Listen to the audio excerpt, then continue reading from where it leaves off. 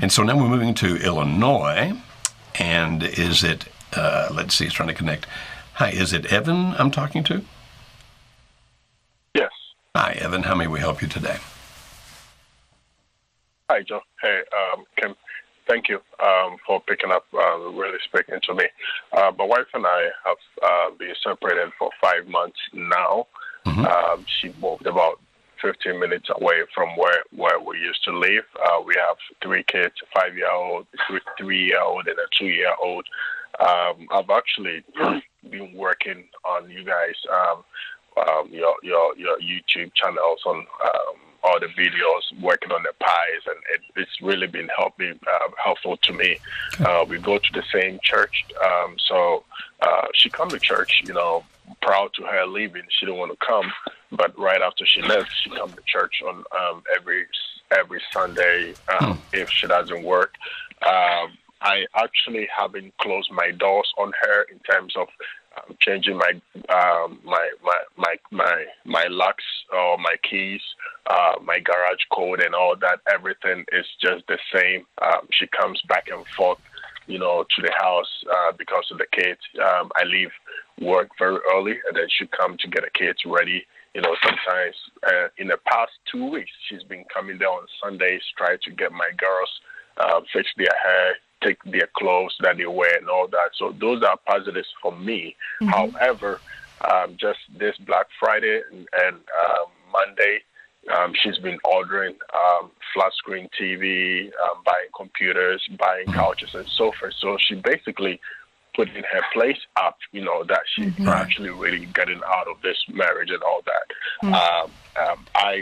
I recently came across one of your videos on how to, tell a spouse, to come for this workshop. And I really want to do this because I know this is my last shot, in trying to get my wife back.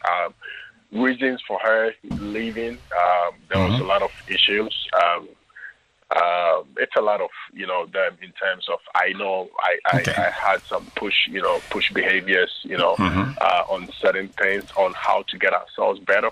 And I know that came from my background because my dad, suffered a lot in terms of, taking care of us as kids because she didn't get help from my mom. Okay, may I ask her a couple of questions here, if I may? How do you know that she's ordering these things? So I was home Friday night when I got a text message. So we have a Best Buy card, that the two of us is on our account. And I got a text message that, hey, a fraud, Okay, so the things that you're buying, she's buying things then that you will be part of paying for. Is that correct? No, she buying a TV and then she buying a laptop. I mean, I have a TV. But if it's on a joint card, did I hear you say that this is on a card that's a joint card between the two of you? Yes.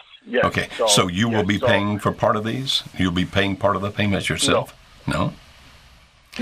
No, she'll be paying it herself. I just happen to get that notification because I'm also on the account. Okay. So I from instinct, I just said no because I thought somebody actually was fraudulently using my card until I called her later, and then she said, yeah, all right. She just left Best Buy.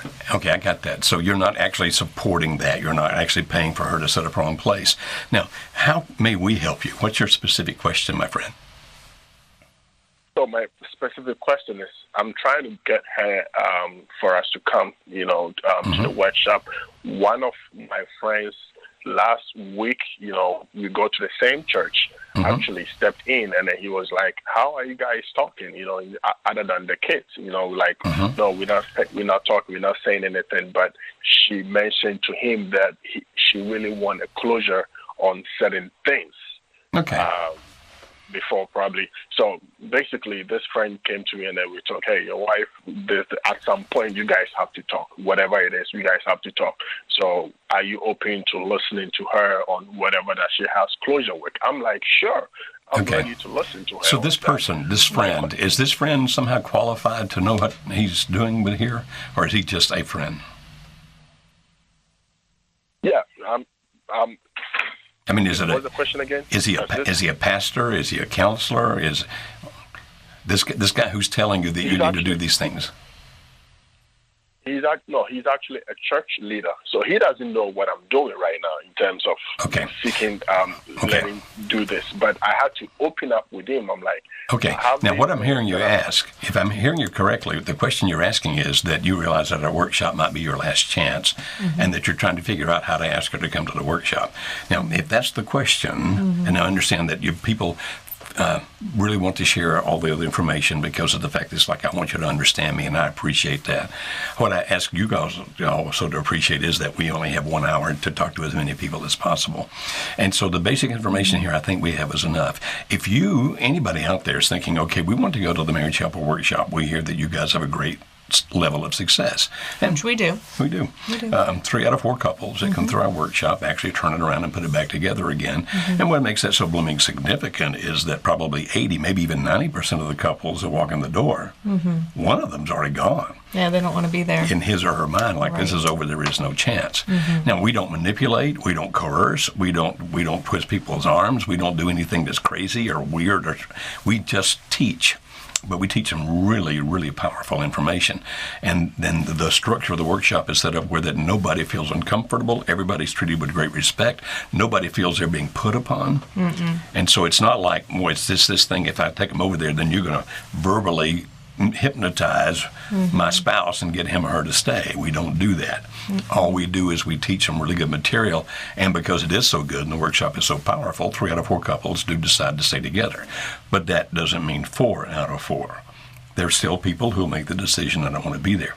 Now, if the question becomes, how in the world can I convince my spouse to try the workshop with me, then you need to understand what your spouse is looking for. What does your spouse want? What is their motivation? Right. So, for example, in this case, he said, my spouse's motivation is she wants closure. Wants closure. Then that's what you do. You say, okay, if we want closure, let's go to this workshop together. Because they'll be talking about all kinds of things about relationships that'll help us understand how we got to where we got. If we wanted to put it back together, here's how we'd do it. If we just want to if we don't decide to stay together but want to still be friends because we have children or whatever else, this is how we do it. And so if you really want closure to understand how it happened and how do we move on from here, then I've got a solution. It's to come to that workshop. Now, if somebody else is listening saying, but that's not my spouse's motivation. My spouse's motivation is, I just want to get this divorce over with as quickly as possible, and that's all they want.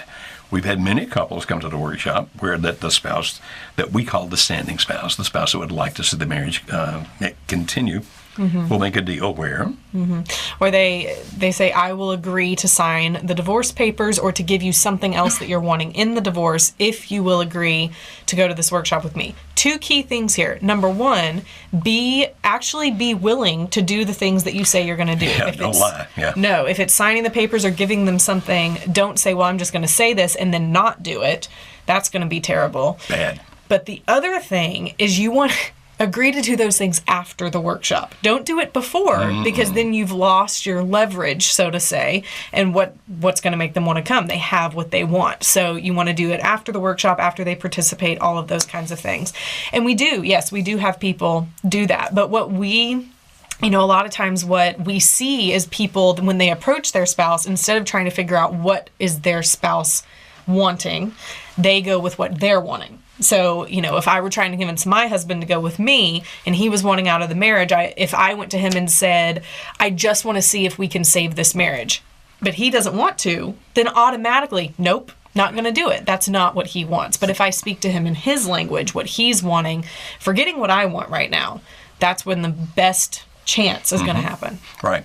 But not just that they come to the workshop, but that they actually participate. Now, we don't do anything weird, like they don't have to turn, hold your hands, look in your eyes, and profess undying love. That doesn't happen. That happened to us, yes. That happened to you? Yes. One thing Rob and I went to, that happened. We had to One do of our that. workshops? No, not our workshop. Oh. Something else that we went to. Another marriage conference type thing we went to. We had to do that. And we have a great marriage, and it was awkward.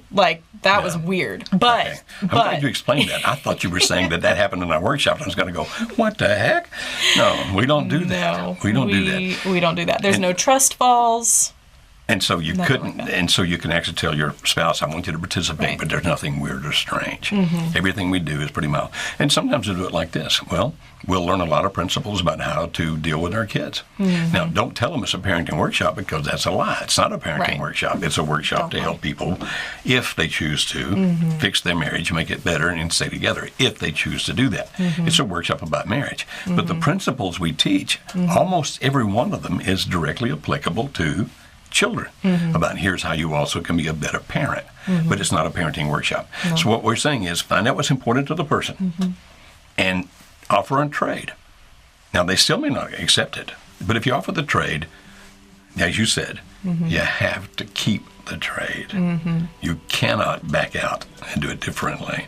You say, well, what if I agreed that if my husband or wife goes to the workshop, that after the workshop I'll sign the divorce papers. If they still want to have them signed, then that's what you do. You need to be prepared So for don't that. promise that if you're not going to do that. Okay. Interesting. It was not that long ago. We had a guy that actually, at the very end, said, may I say something? Walked to the front of the room and said, I only came because my wife said she'd do it, and had the papers. And he tore them up in front of the group. We love seeing love that. it. But understand it could have gone just the other way. Yes. So don't make a promise you won't keep.